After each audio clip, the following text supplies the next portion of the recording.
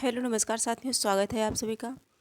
मित्रों, ये class UP TGT PGT LT grade Bihar शिक्षक भर्ती टीआरई 4.0 यूपी टेट जो भी परीक्षाएं हैं जिनमें हिंदी पूछी जाती है उन सभी के लिए बहुत ही महत्वपूर्ण क्लास है ये। और इसमें विभिन्न प्रतियोगी परीक्षा में पूछे गए प्रश्न हैं और ये प्रश्न परीक्षा की दृष्टि से बहुत इम्पॉर्टेंट हैं। और इसके साथ ही साथ हम सभी जो है इनसे जो भी इनके आसपास बनने वाले प्रश्न होते हैं जिनकी बनने की संभावना होती है उन सभी प्रश्नों को भी देखते चलते हैं। और ये हिंदी व्याकरण है, यूथ पब्लिकेशन से हम सभी कर रहे हैं। और हिंदी व्याकरण में टॉपिक वाइज पढ़ रहे हैं। सबसे पहले हम लोगों ने भाषा विज्ञान को देखा था। भाषा विज्ञान के 315 प्रश्नों को हम लोगों ने देखा था। और भाषा विज्ञान के बाद हिंदी व्याकरण में पहला है वर्णमाला।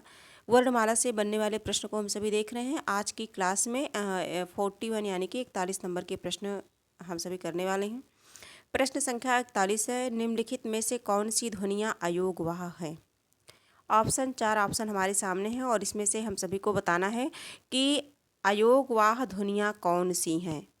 आ का खा अन आ और ये जो द्विगुण व्यंजन है ना, तो ड़ा और ढा। तो ये इन दोनों में से इन चारों में से बताना है कि हमारा करेक्ट आंसर क्या होगा।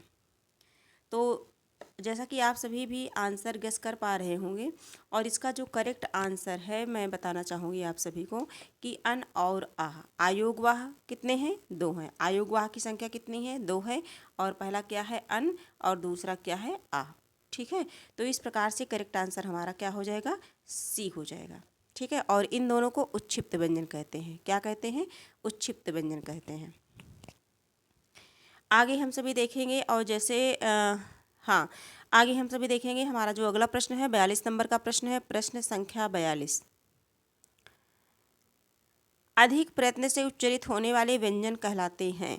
अधिक प्रयत्न से उच्चरित होने वाले व्यंजन कहलाते हैं अल्प प्राण व्यंजन, सायास व्यंजन और महाप्राण व्यंजन, सुदीर्घ व्यंजन। क्या कहलाते हैं?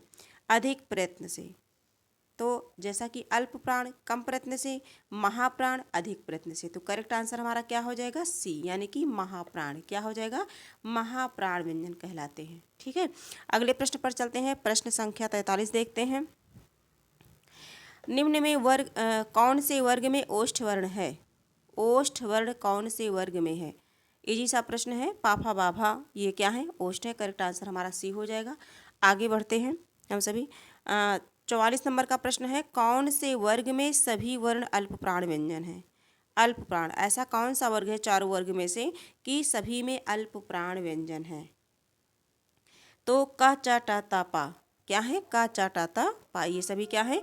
अल्प प्राण व्यंजन है। ठीक है, देखिए जिन व्यंजन के उच्चारण में कम प्राण वायु प्रयुक्त होती है, कम प्राण वायु प्रयुक्त होती है, उन्हें ही अल्प प्राण कहते हैं। और अल्प प्राण जो है प्रत्येक वर्ग का जो है पहला हो गया और तीसरा हो गया और क्या हो गया? पांचवा। पहला, तीसरा और पांचवा क्या होता है? अल्प प्राण व्यंजन होता है। ठीक है, आगे हम सभी देखेंगे 45 नंबर के प्रश्नों को देखेंगे। तालव्य वर्णों का वर्ग कौन सा है?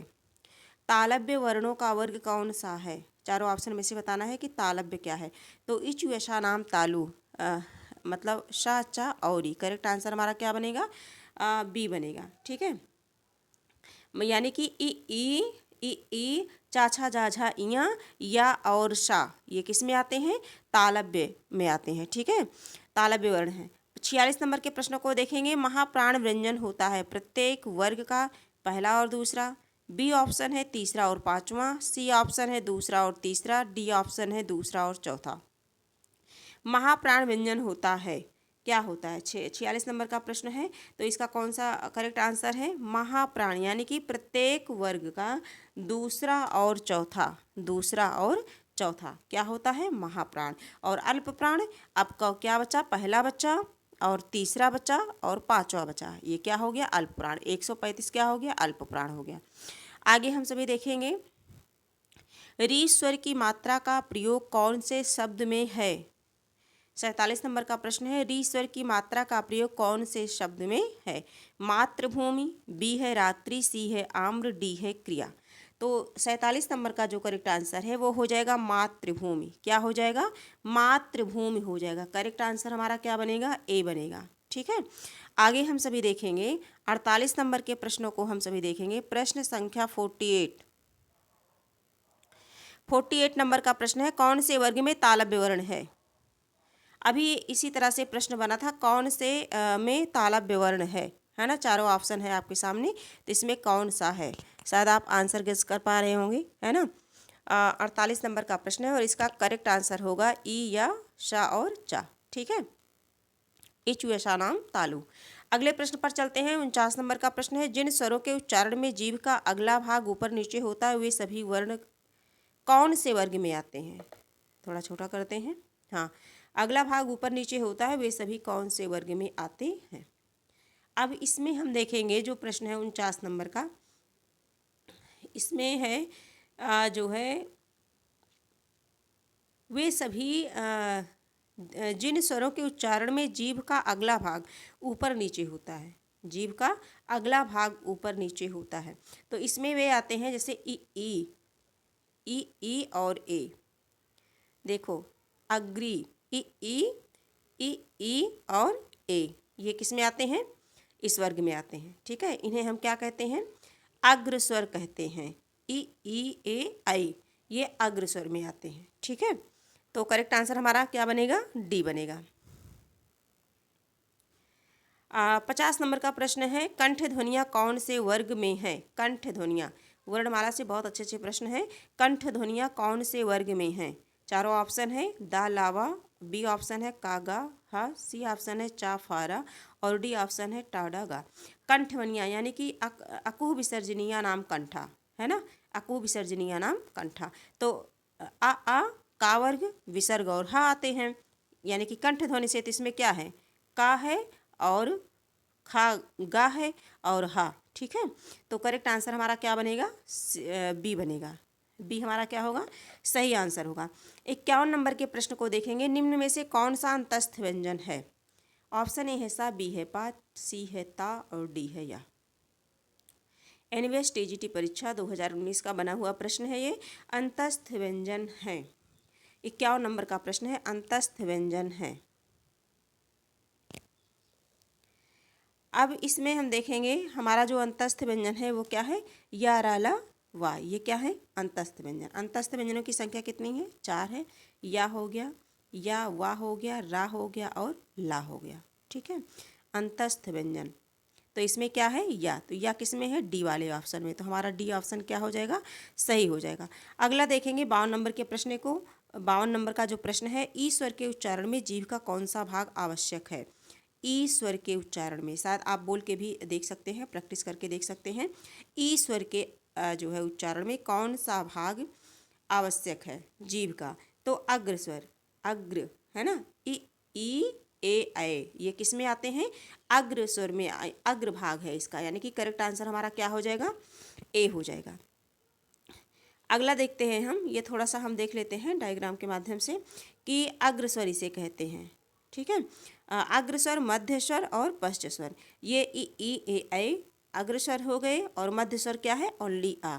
बाकी जितने भी स्वर बचे वो ये सभी किस में आ गए? पश्च स्वर में आ गए। ठीक, आगे हम सभी देखते हैं। हमारा अगला प्रश्न है 53 नंबर का प्रश्न है, निम्नलिखित सूचियों को सुमेलित कीजिए। कूट के प्रश्न है ये, इन्हें हम छोटा कर लेते हैं और देखते हैं हमारा कौन सा सही है।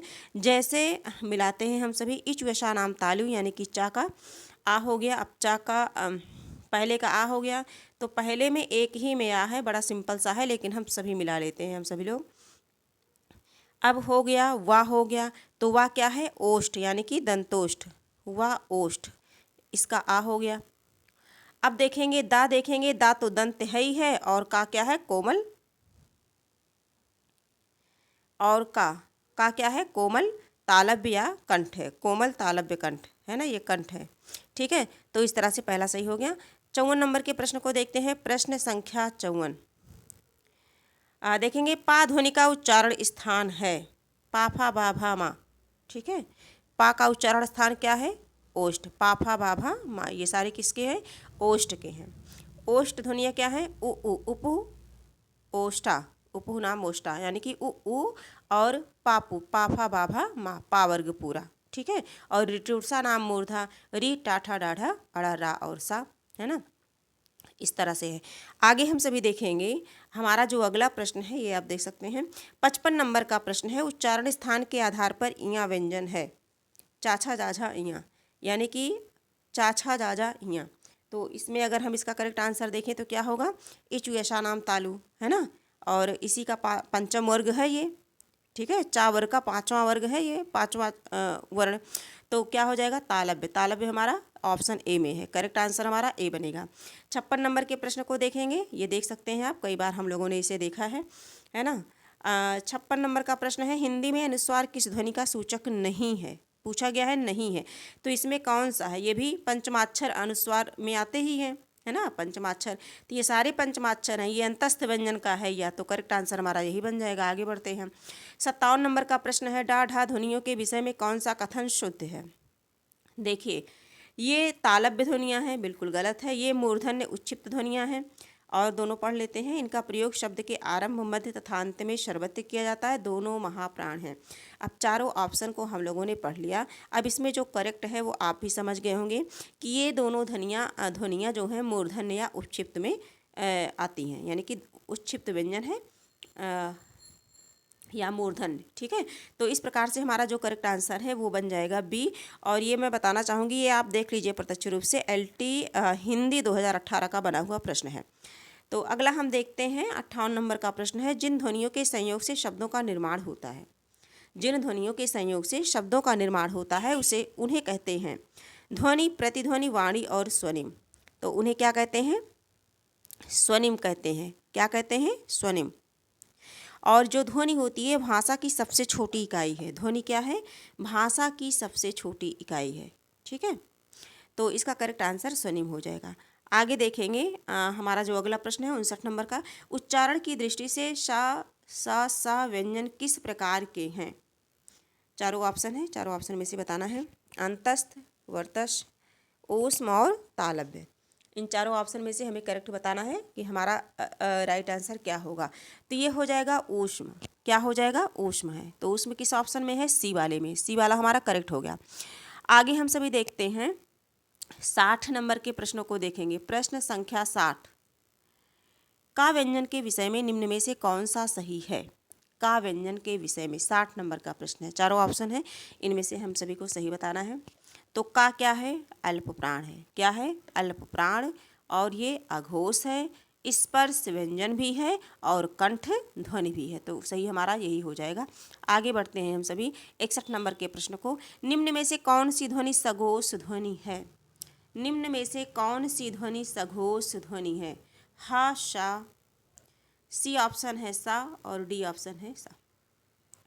तो इस तरह से हमारा जो करेक्ट आंसर हो जाएगा वो हो जाएगा हा। करेक्ट आंसर क्या हो जाएगा, हा। आगे हम सभी देखेंगे हमारा जो अगला प्रश्न है, ये देख लेते हैं कि अघोष वर्ण प्रत्येक वर्ग का तीसरा, चौथा और पांचवा ये घोष वर्ण है ना। ये और सारे स्वर या, रा, ला, वा और हा, ये सभी किस में आते हैं, घोष में आते हैं। अगला हम सभी देखेंगे हिंदी कोश में सर्वप्रथम कौन सा शब्द आएगा। 62 नंबर का प्रश्न है, हिंदी कोश में सर्वप्रथम कौन सा शब्द आएगा। चारों में से कौन सा शब्द आएगा। चार ऑप्शन है हमारे सामने, इसमें से सही चूज करना है। तो क्या हो जाएगा, अंकन हो जाएगा। क्या हो जाएगा, अंकन। अंकन, आंकना, अकंठ और अर्क। तो करेक्ट आंसर हमारा सी हो जाएगा। अगले प्रश्न पर हम चलते हैं 63 नंबर के प्रश्न को, प्रारब्ध शब्द में प्रा वर्ग का स्वरूप है। प्रारब्ध शब्द में प्रा वर्ग का स्वरूप है, क्या है। तो इसमें प्रा वर्ग का स्वरूप कैसे लिखा जाएगा, कैसे बनेगा। तो ये बनेगा पा, फिर हलंत लगाएंगे, फिर रा, ठीक है। क्या बन जाएगा, प्रा बन जाएगा। तो करेक्ट आंसर हमारा क्या हो जाएगा, बी होगा। अगला हम देखते हैं हमारा जो अगला प्रश्न है, प्रश्न संख्या 64 है। वर्णों में संधि हो जाने से नई वाक्य की रचना होती है, नया स्वर बनता है। सी ऑप्शन है नया वर्ण प्रयुक्त होता है। डी ऑप्शन है नई ध्वनि बनती है। 64 नंबर का प्रश्न है, प्रश्न संख्या 64, नई ध्वनि बनती है। हमारा करेक्ट आंसर क्या होगा, नई ध्वनि बनती है। वर्णों में संधि हो जाने से, संधि का मतलब जान ही रहे हो, मेल हो जाने से क्या बनती है, नई ध्वनि बनती है। क्या बनता है, नई ध्वनि। तो करेक्ट आंसर हमारा क्या होगा, डी होगा। आगे बढ़ते हैं हम 65 नंबर के प्रश्नों को देखते हैं। स्वरों का प्रकार नहीं है। जानते होंगे कि स्वर के कितने प्रकार हैं, 3 प्रकार हैं। तीनों को हम देख लेते हैं। पहला क्या है, ह्रस्व स्वर है ना, ह्रस्व स्वर। दूसरा क्या है, दीर्घ स्वर। और तीसरा क्या है, प्लुत स्वर। तो एक अनावश्यक क्या है इसमें, स्पर्श। ये स्पर्श व्यंजन है, ना कि स्वर है। तो इसलिए हमारा जो करेक्ट आंसर बनेगा वो क्या हो जाएगा, डी हो जाएगा। ठीक है, आगे हम बढ़ते हैं। जो हमारा अगला प्रश्न है 66 नंबर का जो प्रश्न है हमारा, इसमें हम सभी देखेंगे। हाँ, अनुस्वार वास्तव में नासिक के व्यंजन डैश डैश का प्रतिनिधि है। अनुस्वार वास्तव में नासिक के व्यंजन डैश डैश का प्रतिनिधि है। चारों ऑप्शन है हमारे सामने और हम सभी को आंसर चूज करना है। 2018 ये मध्य प्रदेश उच्च माध्यमिक शिक्षक भर्ती परीक्षा 2018 का बना हुआ प्रश्न है। प्रश्न इम्पॉर्टेंट है परीक्षा की दृष्टि से।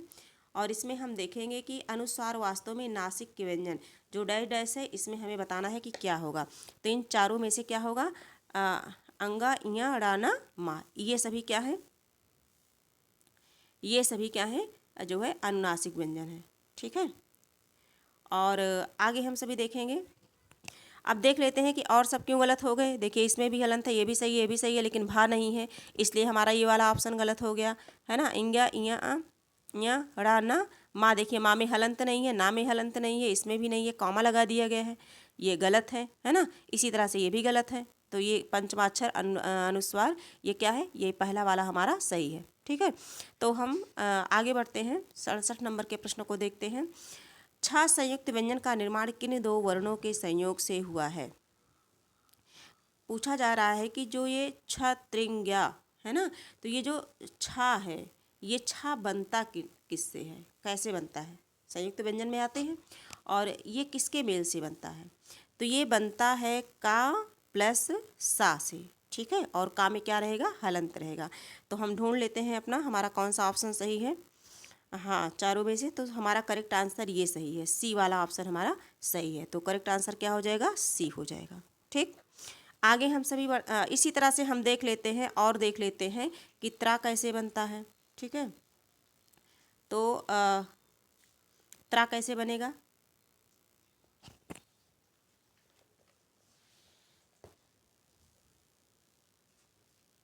अगला देखेंगे। तो ता प्लस रा है ना, और ता में क्या रहेगा, हलंत रहेगा, ता प्लस रा, त्रा बन गया। अब इसी तरह से अगर हम ज्ञा जानना चाहें कि ज्ञा कैसे बनता है, ज्ञा, ज्ञा कैसे बनता है। ठीक है, तो ज्ञा बनेगा जा में हलंत लगाएंगे प्लस इया से मिल करके बनता है। और जो श्रा है बनता है शा हलंत प्लस रा से श्रा बनता है, इस तरह से है। तो ये जो ये संयुक्त व्यंजन है, तो इन्हें भी हमें याद रखना है। ये देखिए पूछ लिया जाता है कभी कभी प्रश्न। 68 नंबर का प्रश्न है, निम्नलिखित में अघोष अल्पप्राण ध्वनि कौन सी है। निम्नलिखित में अघोष अल्पप्राण ध्वनि कौन सी है। अघोष भी है और अल्पप्राण भी है। कैसी है, अघोष भी है और अल्पप्राण भी है। तो ये क्या है, कौन सा आंसर होगा हमारा इनमें से, चारों में से। तो इसमें हमारा जो करेक्ट आंसर होगा वो हो जाएगा का और ता। क्या हो जाएगा, का और ता, यानी कि डी वाला ऑप्शन हमारा सही होगा। 69 नंबर का प्रश्न है, प्रयत्न के आधार पर का खा गा घा किस भेद के अंतर्गत आते हैं। अब देखिए प्रयत्न के आधार पर पूछा गया है कि ये संघर्षी व्यंजन है, दूसरा प्रकंपित व्यंजन है, तीसरा स्पर्श व्यंजन है और चौथा पार्श्विक व्यंजन है। 69 नंबर का प्रश्न है और इसका जो करेक्ट आंसर होगा वो हो जाएगा स्पर्श व्यंजन है। क्या है, स्पर्श व्यंजन है। ठीक है, तो करेक्ट आंसर का से लेकर के माँ तक कितने हैं, स्पर्श व्यंजन है। और ये सी वाला ऑप्शन हमारा सही हो जाएगा। स्पर्श व्यंजन की संख्या कितनी है, 25 है। आगे हम देखेंगे जो हमारा लास्ट प्रश्न है, इस वर्णमाला से संबंधित जो है 70 नंबर का प्रश्न है और ये हमारा ये लास्ट प्रश्न है वर्णमाला से। प्रश्न के आधार पर व्यंजनों के कौन से भेद हैं। प्रश्न के आधार पर, तो देखिए प्रश्न के आधार पर जो व्यंजन हैं इनके भेदों को अगर हम देखना चाहें तो देखेंगे। देखिए स्पर्श व्यंजन होता है संघर्षी, स्पर्श संघर्षी, नासिक के, पार्श्विक, उच्छिप्त, प्रकंपित और अगला क्या है, सप्रवाह। प्रकंपित, संघर्षहीन और सप्रवाह। ठीक है, तो इसका जो करेक्ट आंसर हो जाएगा वो डी ही होगा। तो इस प्रकार से हम लोगों ने जो है 40 से लेकर के 70 तक हम लोगों ने किया। अब इसके आगे हम सभी संज्ञा से संज्ञा, सर्वनाम, क्रिया, विशेषण, अव्यय से बनने वाले शब्दों को देखेंगे। अब तक जो परीक्षा में प्रश्न आए हैं, है ना, संज्ञा, सर्वनाम, क्रिया, विशेषण, अव्यय, इन सभी से प्रश्न कैसे पूछे जाते हैं परीक्षा में, किस तरह से प्रश्न बनते हैं। ठीक है, तो ये सारी अगली क्लास में हम सभी देखेंगे। जो वर्णमाला से संबंधित 70 प्रश्नों को हम लोगों ने देखा और आप सभी ऐसे रिवीजन करते रहिए, क्वेश्चन सॉल्व करते रहिए। आज की क्लास यहीं कंप्लीट करते हैं, फिर मिलेंगे, तब तक के लिए धन्यवाद।